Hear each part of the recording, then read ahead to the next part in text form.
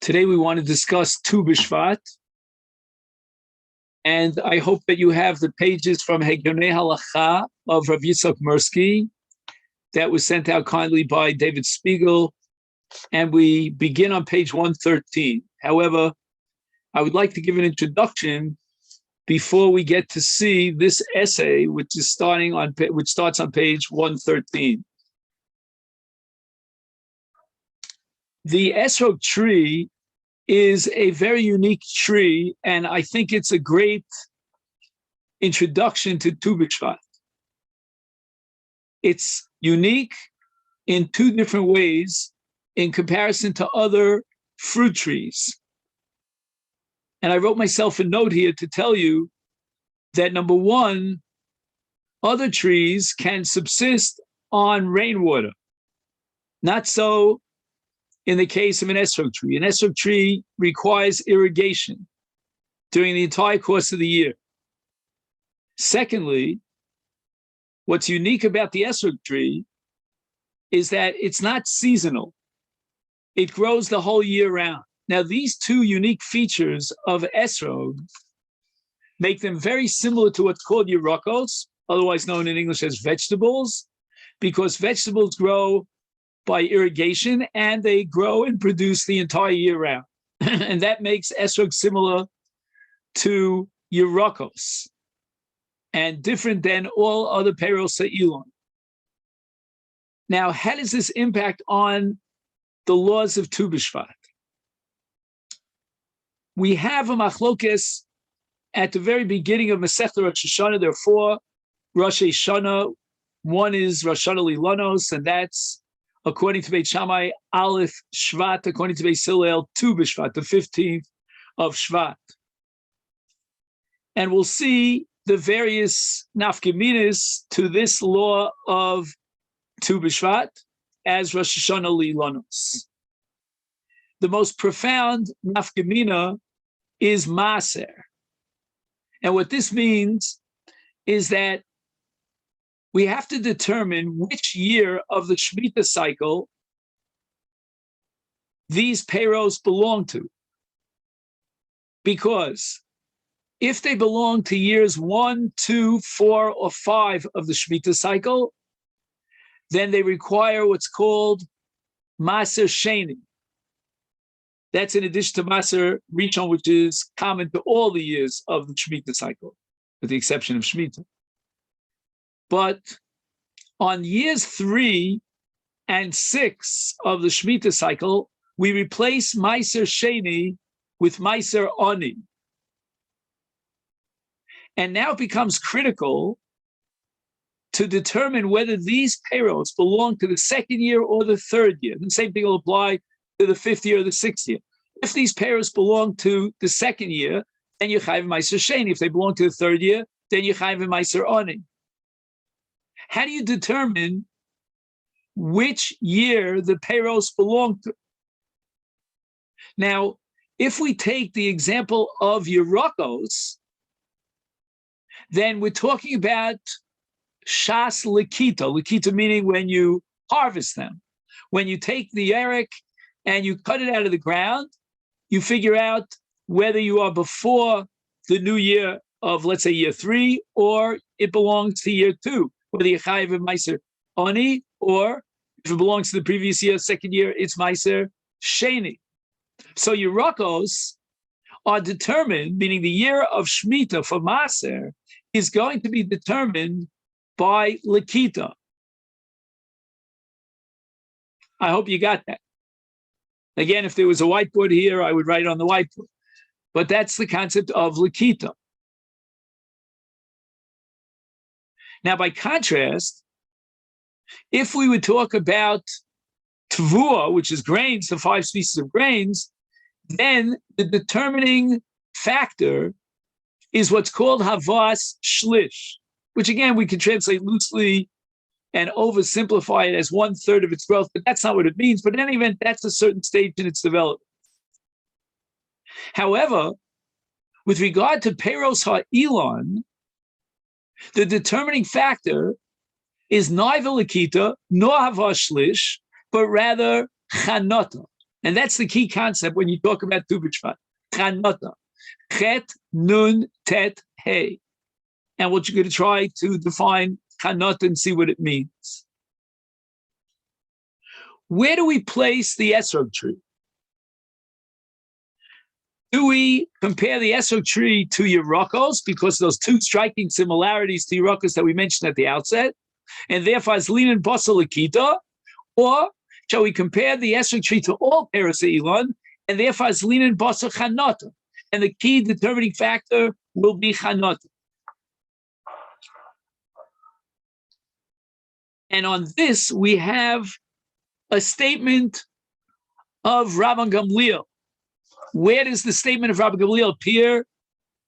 In Masechta Bikurim, in the second chapter, in the sixth Mishnah of the second chapter Bikurim, and Rabban Gamliel says that a esrog shava le'ilon b'shlosha drachim uli yerek b'davar echad, b'derech echad.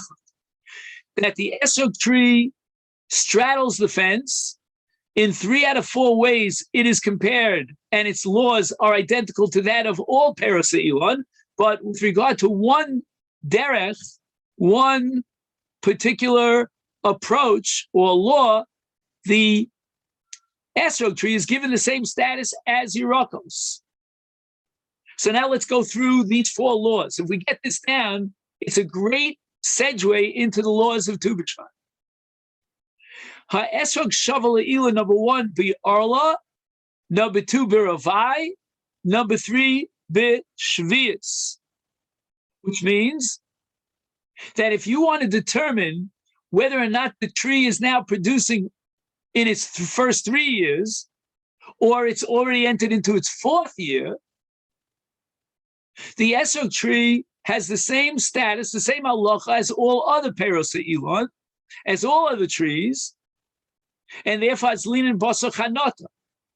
If you want to determine whether this tree has produced in its 5th year or it belongs to the 4th year, then again you go basar chanota. So if you're dealing with the first 3 years, that's called the arla, which is isur ba'ana, you have to burn it. If you're dealing with the 4th year, and you make a determination that this esrog belongs to year number 4 in its production, then it comes under the halacha of ravai. And Ravai has the same identical din as Ma'aser Sheni. You have to bring it to Yerushalayim and eat it b'kedusha b'tara. Now, if you want to determine whether these fruits have kedusha shvius, then again, esrog shava le'ilon b'shvius. It means that we go basar chanot. However, in one way, esrog, says Rabban Gamliel, has the same din as a yerek, and as linan basar chanota. And that's linan maser, which is the most important halacha on the entire chart. As far as determining the year of maser is concerned, with regard to the esrog tree, it all depends upon likita. When you take the esrog off the tree, that will determine the year of maser. Does it belong to last year, which is year number 2? Does it belong to the 3rd year, which is Ma'aser Ani as opposed to Ma'aser Sheni? Now, when does the year begin as far as Ma'aser is concerned? Well, for all dinim, it begins with Aleph Tishrei. But with regard to Peros HaElon, it begins with either Aleph Shvat, according to Beit Shammai, or Tu B'Shvat, according to Beis Hillel. So here's going to be the issue that we want to know in the case of Peros HaElon in general, and then we'll zoom in specifically on the esrog tree. With regard to all Peres Elon, if we determine that the chanota of this particular tree, let's call it an olive tree, is before Tu B'Shvat, going into the 3rd year, then according to Beis Hillel, the Ma'aser will be Ma'aser Sheni. However, according to Beit Shammai, we've already entered into the 3rd year, and if the chanota of this olive tree took place after Aleph Shvat, going into the 3rd year, then we're mafresh Ma'aser Ani as a replacement for Ma'aser Sheni. The Gemara records that Rabbi Akiva had such a case, and he was mafresh 2 masros. One, Kedas Beit Shammai, which would be Meiser Oni, and the other Kedas Beis Hillel, which is Meiser Sheni, because during this 2-week period, from the beginning of Shvat until Tu B'Shvat, for example, if let's say I can determine that this olive tree, you see it? There it is, the olive tree. Oh, you don't see it. Okay, imagine that you saw it. And this olive tree reached Chanukah today, then Rabbi Akiva would require, if it's going into the third year, and between the second and the third year, 2 different masros. He's a real brisker. You know, they say about Reb Chaim Brisk that he tried to be Yotzei all the different cheetahs very creatively. And the source for Reb Chaim is this Rabbi Akiva in the Gemara Rosh Hashanah. And the Gemara says about Rabbi Akiva that he was machmir for Beit Shammai and for Beis Hillel, and he required 2 different masros. So imagine how much he gave away of his produce, because he was giving away Maser Rishon to the Levi, Maser Sheni he brought to Yerushalayim, and Maser Oni to the Aniyim. That's 30% of his produce. Now, how does that kick in with regard to an esrog tree? Says Rabbi Gamliel, the esrog tree with regard to Maser, if you want to know which year of Maser it is, it's determined not by Chanata like it is in all Peres Elon, but rather by Lakita like Yerakos. So it doesn't matter when this esrog tree, again, as far as Maser is concerned, reached the stage of Chanata, but rather when did I cut off the esrog from the tree? If I cut it off before Tu B'Shvat, let's go according to Beis Hillel, of the third year, that means it belongs to the second year, I'm mafresh Maser Sheni. If on the other hand, I harvest my esrog after Tu B'Shvat, and according to Beis Hillel, now the mafresh Maser Oni, in the third year, rather than Maser Sheni of yesterday. Again, in the case of this in-between Aleph Shvat and Tu B'Shvat, you would be mafresh on this esrog, if you did Lakita, 2 different masers. One, Maser Sheni, Kedas, Beis Hillel, and Maser Oni, Kedas Beit Shammai. Because according to Beit Shammai, we're already in the new year. So if you're going to say Happy New Year for the new trees, for the new year for trees, according to Beit Shammai, you're a bit late. If you're going to say Happy New Year for Beis Hillel, then you're a bit early, because we're in between the 2 Rosh Hashanahs. All this is a great introduction to Tu B'Shvat. And if you followed me until now, we can now look at page 113 and try to understand what's going on in this article, in this essay. I would like to add one thing, that with regard to Masros, we've established that the esrog tree is determined by Lakita with regard to Maser. However, we have to mention here that there is a gigantic machlokas rishonim with regard to the esrog tree. And let me see, I wrote myself a note here, if I can just find my note, just 1 second.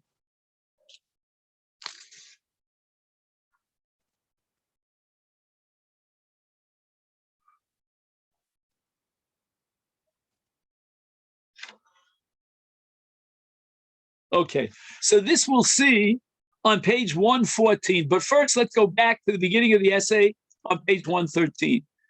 And the question of the esrog tree and this gigantic machlokes, we'll see it here on page 114. So let's start from the top.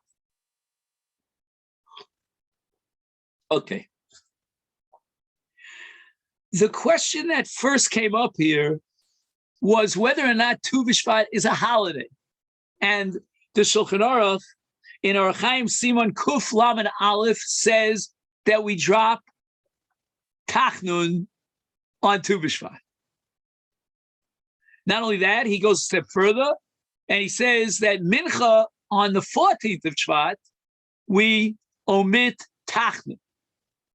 Now, this might not sound so stupendous to you, but it really is very revolutionary. The Sfaradim who follow the Shulchan Aruch are very makpid on Tachnun. They don't just, find some sort of excuse to open up a bottle of whiskey and say Mazel Tov to someone because he had his 70th birthday, and therefore we're going to leave out Tachton. That doesn't work like that. But yet, when it comes to Tu B'Shvat, the Machaber of Yosef Kara says we omit Tachton. And the radical approach here is because Tu B'Shvat is not a holiday. Tu B'Shvat is a date on the Hebrew calendar year. That's a halachic date. In fact, I'm not even sure if Tu B'Shvat is Rosh Hashanah. Again, I don't want to break any of your, Zoom Galis and all that stuff, but what are you talking about? Tu B'Shvat, we'll see, is only a Gilui Milsa. I'll explain what Gilui Milsa is in just a moment. But I know, Joe, sometimes you like to write things down. So write down Gilui Milsa. That's a methodology, a concept throughout Shas. This, according to the Ran, this case of Tu B'Shvat is a perfect example of Gilui Milsa, which we'll explain momentarily.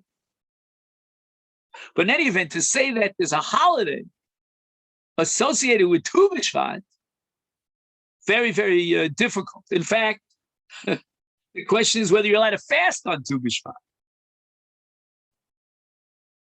And there are actually poskim that go ahead and say you're not allowed to fast on Tu B'Shvat. This is really amazing. We'll soon see that there's a minhag to eat fruits on Tu B'Shvat, especially fruits from Eretz Yisrael. But the Machaber says, Nagu shel lipa al pneim b'Tu B'Shvat. That's the second paragraph here on the page. And Nagu, he says, Sibur shivakchu ligzor tainis. We don't determine and organize a tainis on Tu B'Shvat. We're going to have to push off the tainis to another week, but not on Tu B'Shvat. The Magen Avram goes as far as to say that a chassan who usually fasts on the day of his chasana will not fast on Tu B'Shvat. So that's a good reason why you should get married on Tu B'Shvat, not Tu B'Av. By the way, it's Tu B'Shvat. What makes Tu B'Shvat unique? Why this date? Why is Tu B'Shvat Rosh Hashanah Leperos Ha'ilim? I don't know if you ever thought about that question, but it's a very, very permanent question. And the Gemara tells us on Daf Yud Daled in Masechta Rosh Hashanah, Hoil v'yatzu rov gishmei shana. Obviously, we're talking about Eretz Yisrael. And by the date of Tu B'Shvat, most of the rains have already fallen. By the way, that's not good news for us here this year because we haven't had much rain at all. It's been like spring here in Israel. We had, I think, 2 bad days of rain. So if by Tu B'Shvat we're almost finished with the rainy season, that's not good news. In any event, the Gemara adds another point over here. And you'll see this on the third and last paragraph on your page. Ola hasraf ba'ilanos v'nimtzu haperos chontim miat. There are a lot of very difficult words here. What is sraf? What is Ola Hasraf? What is Ola Hasraf Bilanos? And what does it mean? Nimtzu Peros Chontim Miata with an ayin. Rashi says the following. The rains fall down, they get absorbed by the roots of the tree, and there's enough moisture absorbed in the roots of the tree so that from now they have the potential to produce fruit. So take a look at your local trees on Tu B'Shvat and tell me how many peros do you see there? The answer is zippo. You won't see any peros. Not only that, you won't see any buds. Like the early budding season here in Eretz Yisrael is probably somewhere around Purim time, maybe even closer to Pesach time. You know, Shkeidia Porachat, you remember that song? So you won't see that on Tu B'Shvat, my friends. Says Rashi, you know why? Because Tu B'Shvat has nothing to do with seeing the fruits grown on the tree or even their blossoms. Rashi identifies Tu B'Shvat as the time in which there's enough rainwater that's been absorbed into the roots of the tree that it doesn't need any more moisture and it can produce its fruits. And that's called Ola Sraf. Sraf means the moisture, Bilonos, and now the trees, so to speak, will draw their water from the roots all the way up to the top. And now, Nimtzu Peros Chonta Miata. Chonta means they start the process of Chanota. They haven't reached the process of Chanota. But once the date on the calendar is such that the rains have fallen, and now the trees can reach Chanota because of the absorbed moisture in the roots of the tree, that's determined to be Rosh Hashanah. Beit Shammai identifies that date as Aleph Shvat, and Beis Hillel as Tu B'Shvat. He quotes here the Meiri on the top of page 114 that Tu B'Shvat was established as Rosh Hashanah Lilanos because Toshash Koach HaKriru Shel HaTkufa. The Meiri introduces a different phenomenon in the meteorology of Zroim, and he says that, you know why there'll be Chanota starting with Tu B'Shvat? Because the cold has ended. Most of the bitter cold is behind us. Yeah, I don't know if he had Toronto in one, I doubt, but in any event, it's not July yet. So, but on Tu B'Shvat, we have something called Toshash Koach HaKriru. It's again what we see from the Meiri, and we saw it from Rashi, is that nothing's happening on Tu B'Shvat, not at least above ground.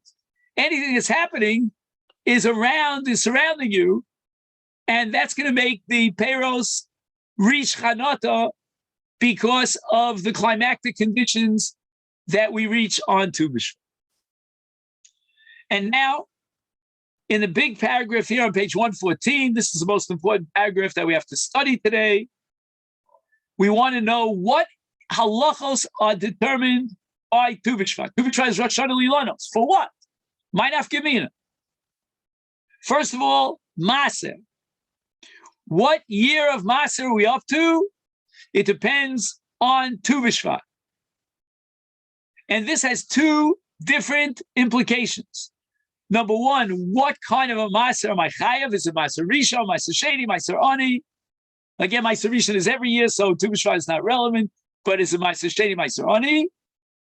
And number two, Ein Ma'asr Mishana Al Chaverta, which means that if I have an olive, remember a good old olive tree, and it reached Chanota after Tu B'Shvat, I can't use the olive that reached Chanota before Tu B'Shvat to gather them together and be mafresh one maser from one to the other. I can only be mafresh from that year's peros on that year's peros. That's called minei ubei, but not from one year to the other. Mafresh maser mishana lechavert. So for all these dinim of maser, we have to know exactly when the Chanota took place. Was it before Tu B'Shvat and it belongs to last year, or after Tu B'Shvat and it belongs to the new year, to the third year, if it's the third year of the Shemitah? Now we get to Shvius. Okay.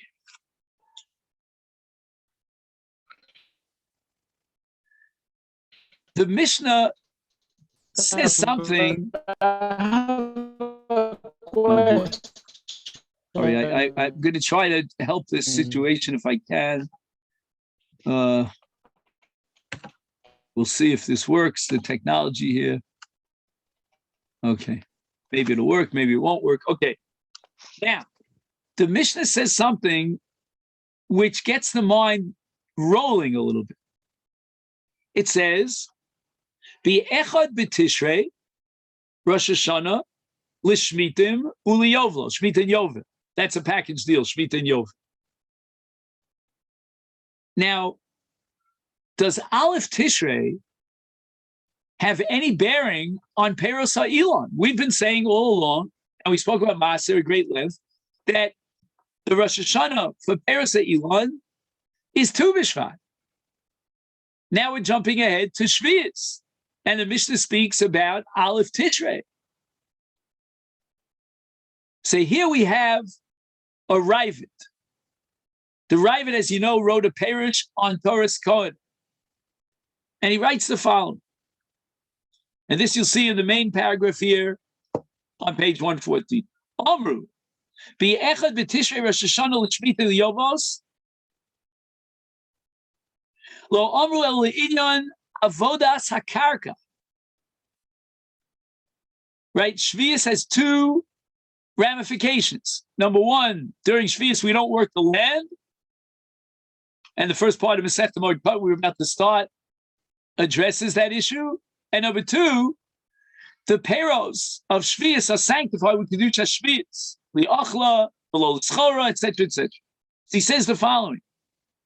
When the Mishnah establishes Echad b'Tishrei as Rosh Hashanah for Shemitah, that's only with regard to the Isar Avodas Karka, which means that once you've entered into Tishrei of the 7th year of the cycle, you're not allowed to do Avodah. A year later, if we fast forward, we're up to Tishrei of year 8 in the cycle. Now we're allowed to do Avodas Karka.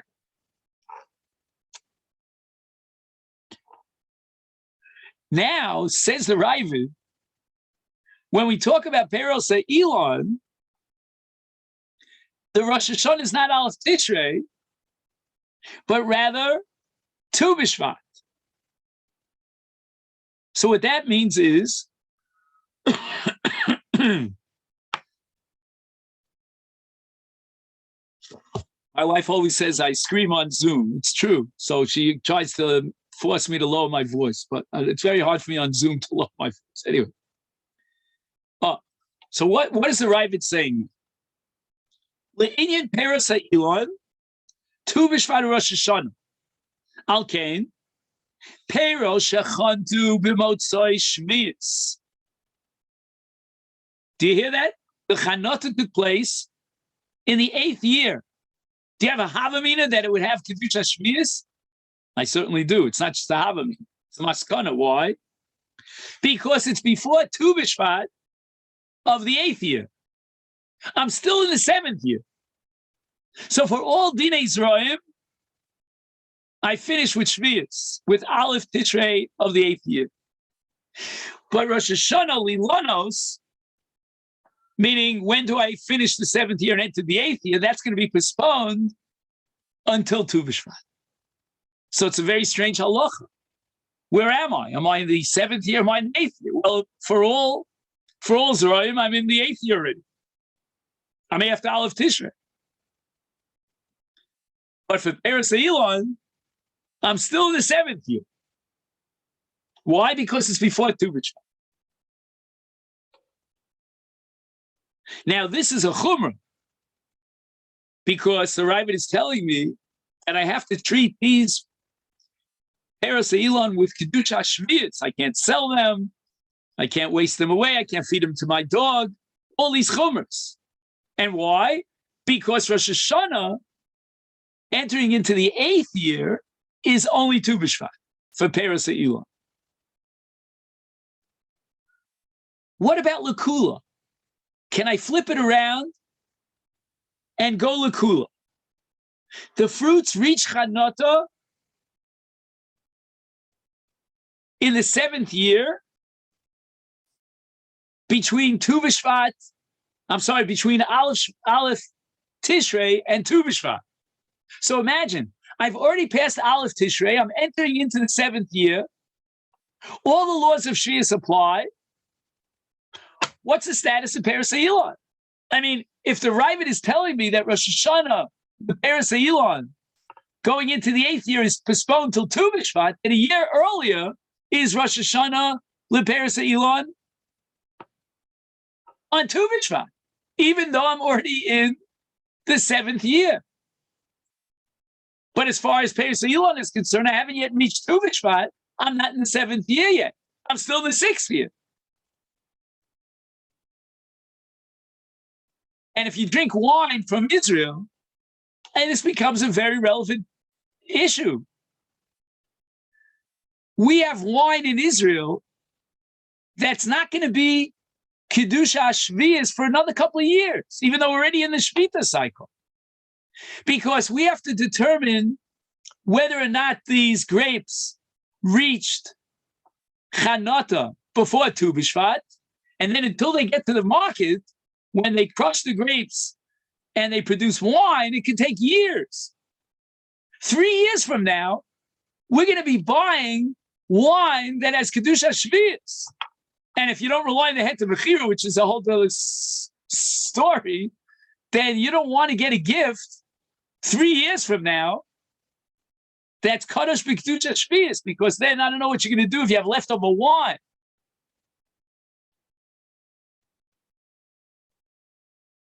So, Rav, just you're going into the field. You're going to pick your payros on the 7th year. But again, Joe, you're going to pick your payros in the 8th year, the 9th year, 10th year. We're talking about Chanata, Joe. I understand. Okay. Because again, if you want to talk about an esrog, we'll talk about picking your esrogim, but leave out the esrog for right now. In Paras Elon, it's irrelevant when you pick when you pick the. In other words, if you want, go ahead. I'm sorry. What happened? You froze on me? Don't freeze on me.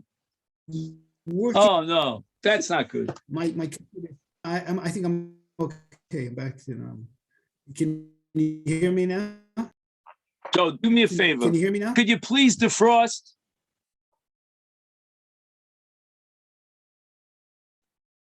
All right, now you look like you defrosted a little bit. My computer's having trouble today. My apologies. Okay. I just, with regards to going into the field with regards to Shemitah, you're not allowed to work the field, correct? Okay, so you're going into this field, you're going to your field. I'm talking before Tu B'Shvat, from Tishrei, from 1st of Tishrei till Tu B'Shvat. Can you go into the field and do pruning on the tree or whatever, any kind of grafting or anything, whatever, to these trees, because it's not considered Shemitah yet? Oh, so comes along, you see a paragraph that starts with Mikol Makom on page 114. You have the pages in front of you, right? Well, I can't get at them without freezing more, so forget about it. All right, so if you can, again, David has done a great job of sending this out. If you could do me a favor and print out the pages before the shir, if that's not asking too much of you. Of course, you have to have a functioning printer for that. Okay. In any event, if you don't have the text, listen carefully. Das harash mishans. So the Rash Mishans, one of the Rishonim of the Balei HaTosfos, he's going to make a comment on this Ravid. And he writes that Pero shechantu b'shvius mitishrei v'ad Tu b'shvat dinam kipero shvius below danim osam kipero shishis. Shelo amru kain, meaning that which we said, that the year of Shvius, with regard to Paras Elon, is determined by Tu B'Shvat. That's what we saw in the Ravid. Eino lahakil el lahachmir. Unbelievable chiddush of the Rash Mishans. If you notice, the Ravid was talking l'chumra. You're in the 8th year, and yet the Paras Elon is still Kadosh B'Kedusha Shvius. Why? Because it's post. Because what? Because it is pre-Tu B'Shvat. Even though it's post-Aleph Tishrei, you're still in the seventh year. You and I say it's the 8th year of the cycle, but it's not the 8th year of the cycle. It's the 7th year of the cycle. But that says the Rash Mishans is a chumrah. Now you want to switch it around l'kula, and you want to tell me that if you're in the 7th year, between Aleph Tishrei and Tu B'Shvat, you're in the 6th year as far as Paras Elon, based on the logic of the Ravid. He says, no. Then you're using the Ravid L'Kula, and the Ravid is only Chumrah. And in the last paragraph on the page, he quotes the Shalah, And the Shalah says, Hadin shall arrive, it is Bein L'chumra, Bein L'kula. And intuitively, the Shalah is 100% correct. We have to be consistent here.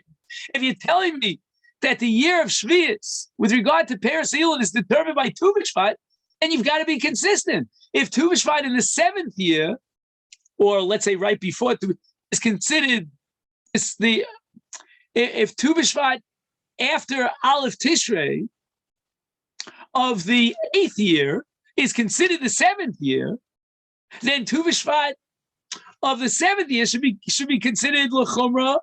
L'kula. Again, before, when I say Tu B'Shvat, I mean a day before Tu B'Shvat, and it belongs to the 6th year. And the Rosh Mishans is saying it only works in one direction, L'chumra, not L'kula. Pella of a Rosh Mishans. But in truth, he's very meduyik in the language of the Ravid, because the Ravid never feared ice. He didn't tell us the kula. He only told us one side of the equation. And you get the impression, Rabbosai, from this whole sugya, especially the way the Rosh Mishans interprets the sugya, that Tu B'Shvat is like, I hope you won't misunderstand me, it's a rabbinic invention. What do I mean by that? I mean, Tu B'Shvat is Doraisa. It's not the Rabbanan. Don't misunderstand me. I shouldn't have said what I said. What I mean by rabbinic invention is that the Rabbanan are going to determine what the Torah had in mind when it spoke about Rosh Hashanah. Did it have in mind Aleph Tishrei? Did it have in mind Tu B'Shvat? Did it have in mind Aleph Shvat? And the Rabbanan are going to make that determination. And sometimes they may make that determination l'chumra, but not l'kula. That's the way the Rosh Mishans understood. And on the next page, 115, bring out the band. We want to celebrate Tu B'Shvat. It's a holiday, and we're going to buy peiros from the Ilanos of Eretz Yisrael, and we're going to be mechavi Tu B'Shvat, and we can't get fruits from Israel. We'll eat the fruits in Canada, wherever we can eat the fruits, because it's Rosh Hashanah Lilanos. Now, he has a kasha here, which he spends the entire page 115 on asking this kasha. But I have a more fundamental question. Tu B'Shvat is not Rosh Hashanah Lilanos. Tu B'Shvat is only a Gili Milsa. What do I mean? Tu B'Shvat is going to tell me whether this fruit reached Chanata on last year's rains or on this year's rains.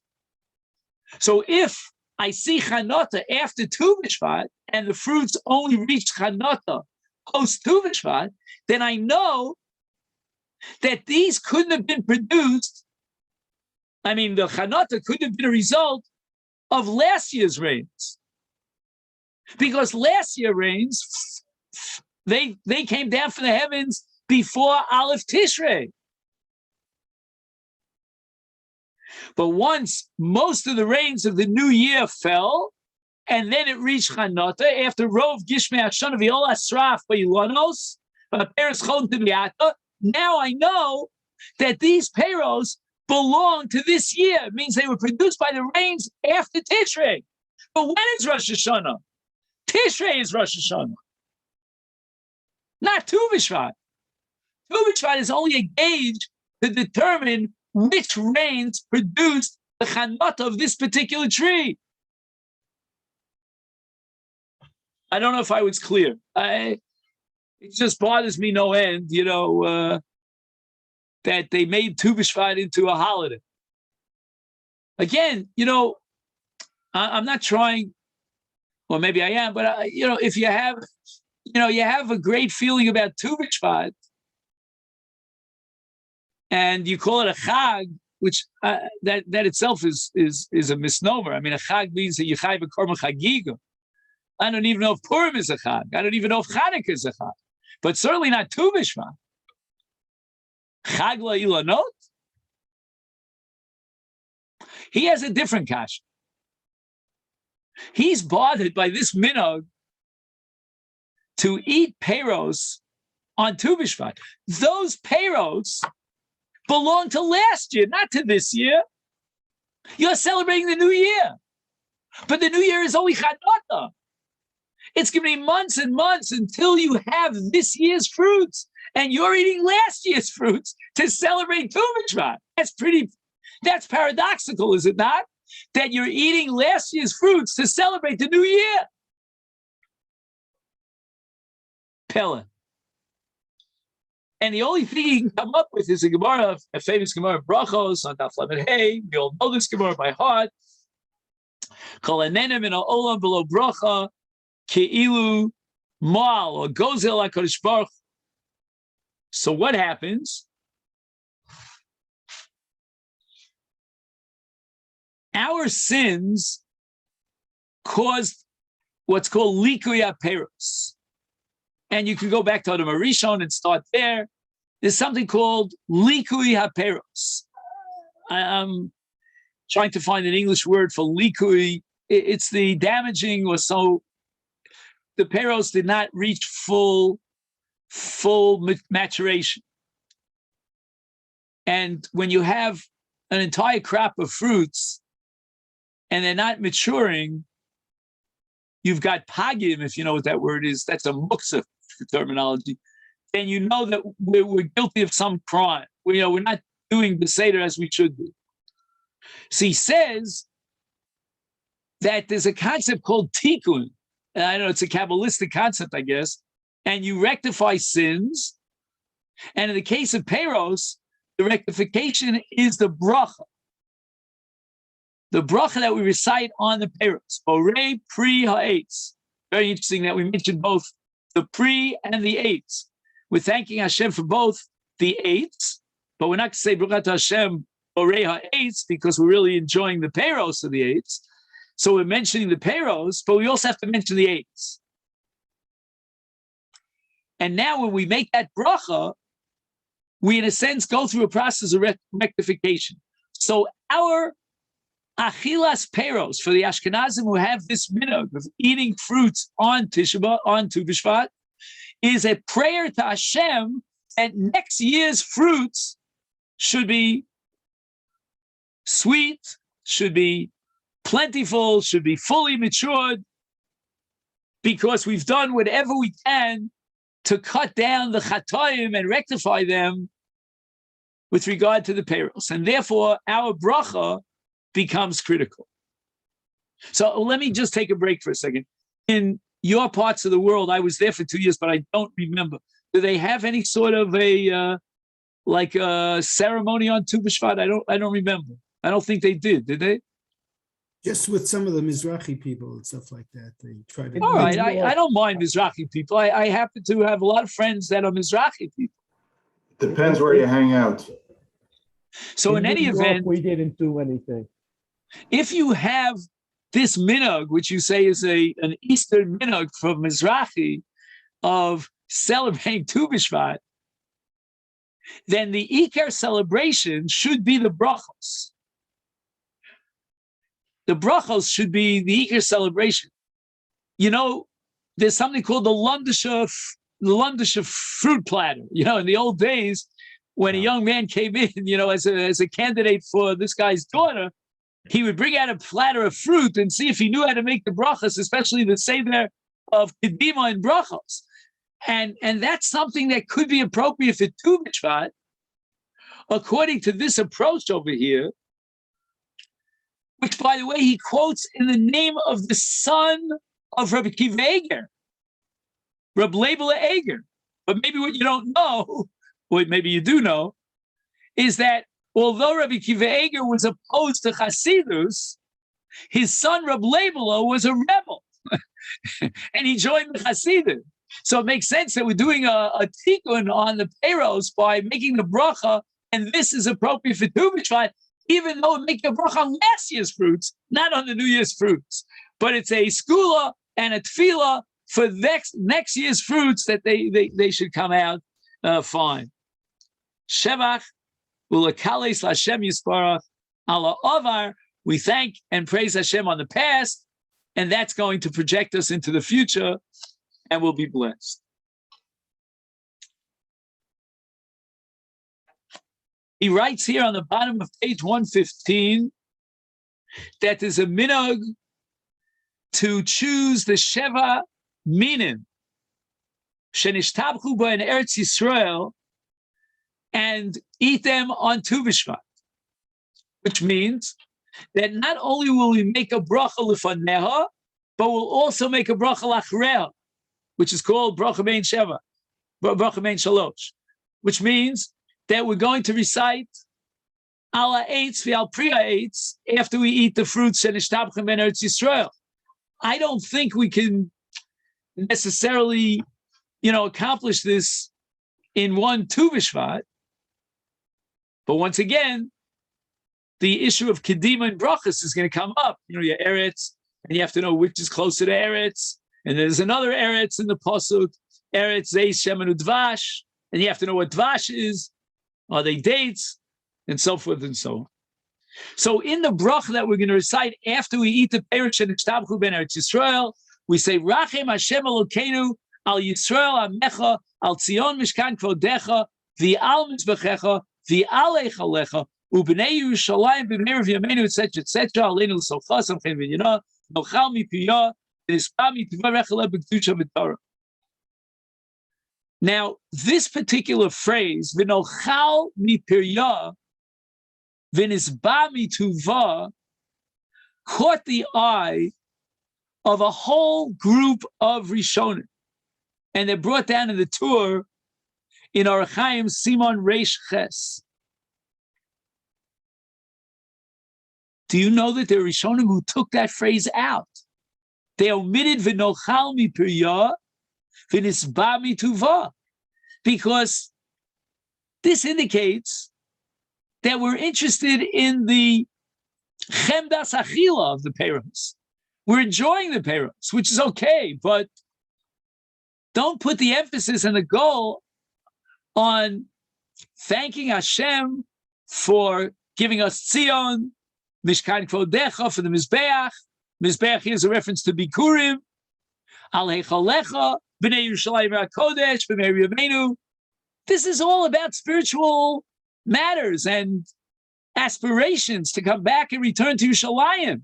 And now you say, V'nochal mipirya v'nispa mituva. Not only that, the Gemara in Masechet Sota, when Moshe Rabbeinu recited 515 tfilos, tchinos, v'eschanan al Hashem, to enter into the land, the Gemara asked, V'chi lecho mipirya v'lispa mituvo, matzah Moshe Rabbeinu? Is that what Moshe Rabbeinu was interested in? No. The Gemara says, Moshe Rabbeinu knew that harbe mitzvahs tluyos ba'aretz, ekanis l'sham v'kaim al yadi. Moshe Rabbeinu wanted to enter into the land, and the simple pshat of the Gemara is in order to fulfill the mitzvahs tluyos ba'aretz. It's like they say in the name of the Brisker Rav, why did he eat the apple? Some people think that he made the bracha in order to eat the apple. No, I ate the apple in order to make the bracha. And Moshe Rabbeinu wanted to enter into the land and eat from the fruits in order to be Makayim, the mitzvah tluyos ba'aretz. But it wasn't nochal mipirya v'lispa mituva. So he quotes here the Beis Yosef, who says, Lefi shabahag savur shatachlis shel v'aleinu l'socha eina achila greda. That's not the purpose of eating the fruits of Eretz Yisrael. It's all about kedusha v'tara. So when it says v'nochal mipirya, it means that in order to fulfill nivarechecha aleh b'kedusha v'tara, we have no choice, but we have to eat from the fruits. And you might ask, so why does it say v'yispa mituva? And the answer is because the chiyuv bracha lachreha of nivarecha aleh b'kedusha v'tara is only if you have a certain level of svia. But it's all just a conduit. It's an intermediary in order to get to the ultimate goal, which is a recha aleh b'kedusha v'tara. So don't think v'nochal mipirya v'nispa mituva, period. End of pasuk. And here's where the Bach disagrees with Beis Yosef. I'll be right with you. He says, no, the tachlis of the nochal mipirya is achilas haperos. We want to eat the fruits. Don't tell me we want to eat the fruits in order that we can recite a bracha lachreah and beg Hashem to restore the Shekhinah to Yerushalayim. No, we want to eat the fruits. Shechina shora b'Eretz Yisrael. V'shochenes gam b'toch admasa. The Shekhinah is not only in the airspace of Eretz Yisrael, but in the ground of Eretz Yisrael. It's unbelievable because the ground, the land, the dirt is always the epitome of Gashmius. Whenever you want to talk about the most, material entity in the universe, you talk about the Ofar. And yet, as Megusham as the Ofar is, that's where the Kedusha of Eretz Yisrael is Chal, in the Ofar, in the Eretz, in the Adama. Va'peros hagedelim, the Admas Eretz Yisrael, is the Kedusha Sashchina penetrates into the fruits. The Hersta Maisa, this is the Bach. Anybody know where the Bach rabinated? All right, Clanton Park. But no, try it again. The Bach. Where was the Bach Rav? In Brisk. The Bach was the Rav in Brisk. And he's telling you that the Shekhinah penetrates into the fruits.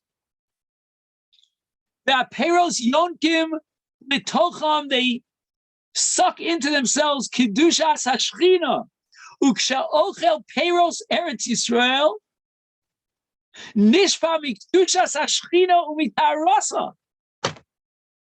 I don't know if you've ever heard anything more mind-boggling.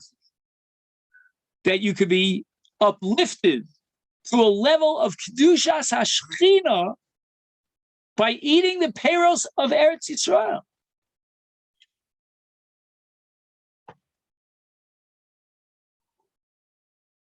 When we say Nochal B'Pirya V'Nisba Mituvad, we mean that we want to benefit from the Achila of the Peros, which are Nizonim Mikedushas HaShechina V'Tarasa.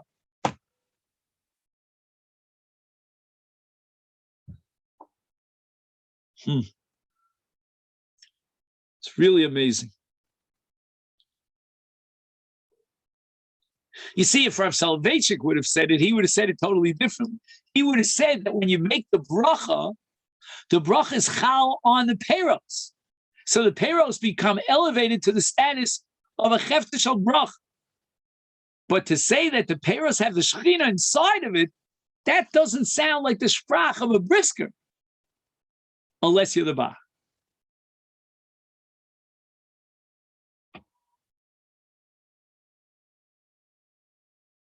Now, the Gemara rejects the understanding of the Havamina in the Gemara in Sota that Moshe Rabbeinu wanted to enter into the land. Lechol mipiriv v'sbal mituva, that can't be. And Moshe Rabbeinu was only interested in mitzvahs hatliyas ba'aretz. According to the Bach, why did the Gemara reject that? Dorash Rav Simloi mipnei man is ava Moshe likani said so v'chi lechol mipiriv utzarach v'chi l'sbal mituva utzarach. Like as if to say, Chas v'sholom, karamba. You can't accuse Moshe Rabbeinu of loving the fruits of Eretz Yisrael, can you? He wanted to eat the fruits. But Ela Omar Moshe, Rav Simloi, in the Gemara in Sota, Daf Yudalid, Harbe mitzvahs nitztava Yisrael, ve'enim iskayim el v'sholei konex ani la'aretz kadesh yiskayim al yadi. According to the Bach, why is Rav Simloi so? Why does he object to the possibility that Moshe wanted to eat the fruits and connect to the Kedusha of Eretz Yisrael, the Shechina? L'fi Abach she'b'achilas peretz etzil yonkim mikdushas hashchina v'tarasa ma mokavi l'shelas Rav Simloi al Moshe Rabbeinu v'chi lechol mipir utzara b'ikesh Moshe likanis la'aretz b'shvil lechol mipirya v'lino kes kedushas hashchina v'tarasa. The Od Yesh Lahaksha is here on page 117. Allah Shana Gemara Tzarech. Did Moshe Rabbeinu need to eat from the fruits? Rav Simloi should have said, "V'chi lechol mipirya hayarotze o mevakesh o chafetz." What's the language tzarech?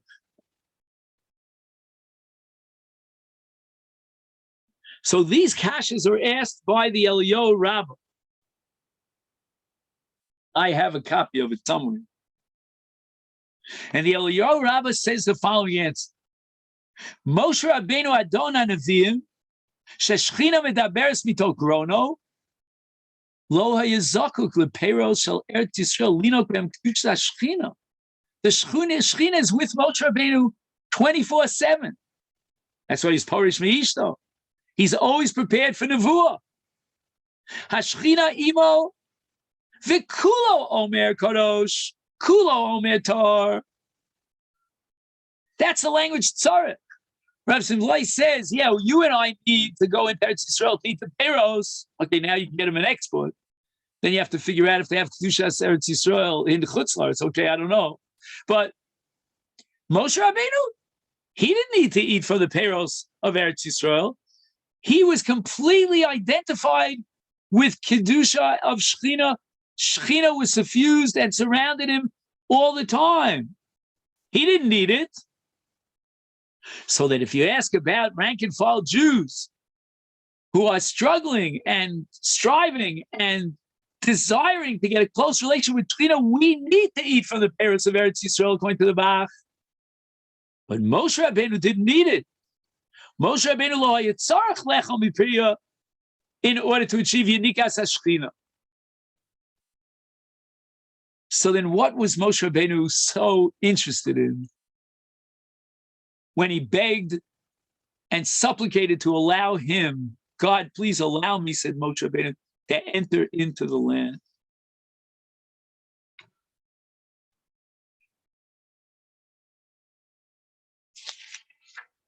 So here I want to share with you an insight of my Rebbe Rav Soloveitchik. I was there when he said it. In the Heilige city of Boston. The Rav said, if you read the Gemara of Rav Simlai and Sota Yudalit carefully, the language is a bit strange. It says, Harbe mitzvahs, this is Moshe Rabbeinu's declaration, Harbe mitzvahs nitztava Yisrael, v'ein miskaimim el beretz Yisrael, ekones ani la'aretz, kedei sheyiskaimu kulam al yod. Well, what's this language? Yiskaimu kulam al yod.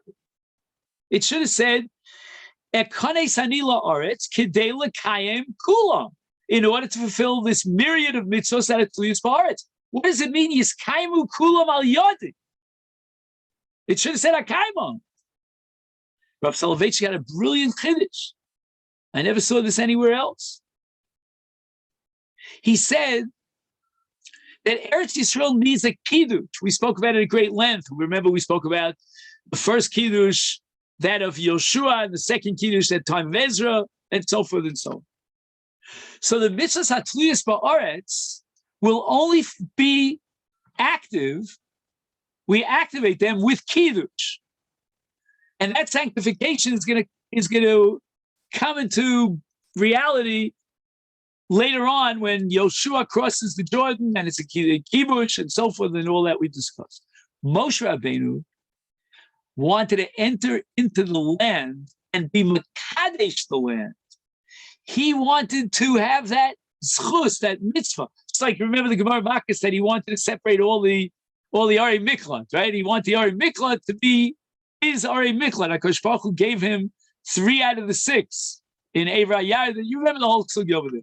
Here too, Moshe Rabbeinu wanted to be the instrument, the agent, the conduit of sanctifying the land of Eretz Yisrael. If I go into the land, I can sanctify it. And then Yiskaimu HaMitzvahs Al Yodi. All the mitzvahs from now until Moshiach Tzeit that we fulfill in Eretz Yisrael will all be as a result of Moshe Rabbeinu because of his act of sanctification. That's why Moshe Rabbeinu wanted to enter the land. And Rav Soloveitchik said the following, that HaKadosh Baruch Hu gave him granted a partial request, partially his request. And God said, Alei Rosh HaPizgo Tzai Necha Re'eh. And Rav Soloveitchik has many proofs that Re'iyah is a Makadesh. And Moshe Rabbeinu began the process of sanctification of the land of Israel by climbing up the mountain and gazing at the land. According to Chazal, he went on a cloud and hovered over the land of Israel. Amazing.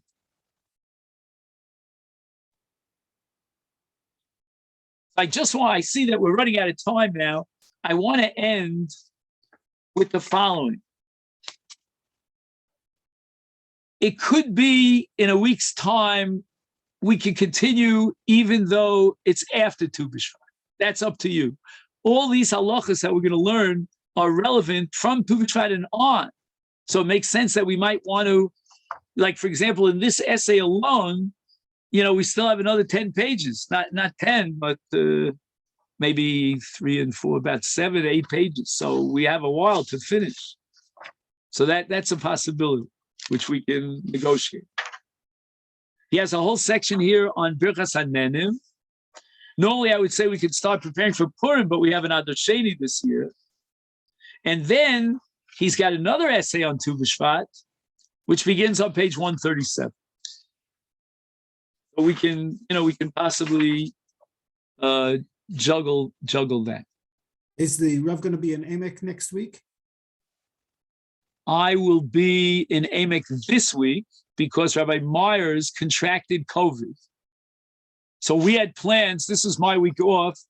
So I'm going to be in the LC. He asked me to fill in for him this Shabbos, which means that the following Shabbos, I'm going to take my long-awaited vacation. My vacation means to spend some time with my children and my grandchildren. So you're planning a trip, Joe?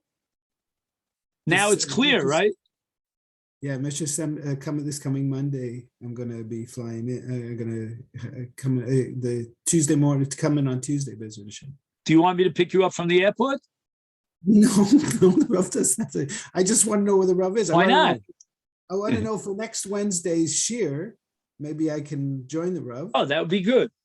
But the only thing is maybe you could notice that I'm in my apartment now. That's what I'm saying. So probably next Wednesday the same, but I'm not sure. If you tell me you want to drop by the LC, I can try to do that. So I just want to know where the Rav's going to be. That's I want to see the Rav. That's what I want. So again, usually on a Wednesday, when I give this shir, I'm here in my house in Har Nof. Right. I can make an exception if I don't mind.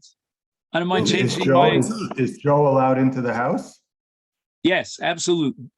We're very, we have no, out of the 9 guys in the kollel, I was supposed to give a chabura tomorrow. We're learning muktzah. I decided to cancel it. Out of the 9 guys in the kollel, besides Rabbi Myers who has COVID, 3 out of the 9, that's 1/3 of our kollel, has COVID. So I don't know what's going on in Canada, but here it's like wildfire. But they're doing well, right? They got a cold and they'll be Be'ezrat Hashem. I'm not up on the latest. You have to ask my wife. She'll know what's going on. I think it's a heck of a lot lighter than the old what do they call it, Delta? Yeah. What was the original? I wanted to point out also that this year was such an incredible shear. I want to point out that Bob forgot that he actually had breakfast, and you see he's back in his kitchen. He's eating again. So that's unbelievable. Yeah, maybe he's eating payroll should it's now in Eretz Yisrael. I have eaten. I have eaten in Bobby's, in Bobby's kitchen in the past, and I can tell you the fruits there are excellent. That I can promise you. In general, the fruits that I ate in Canada for 2 years were absolutely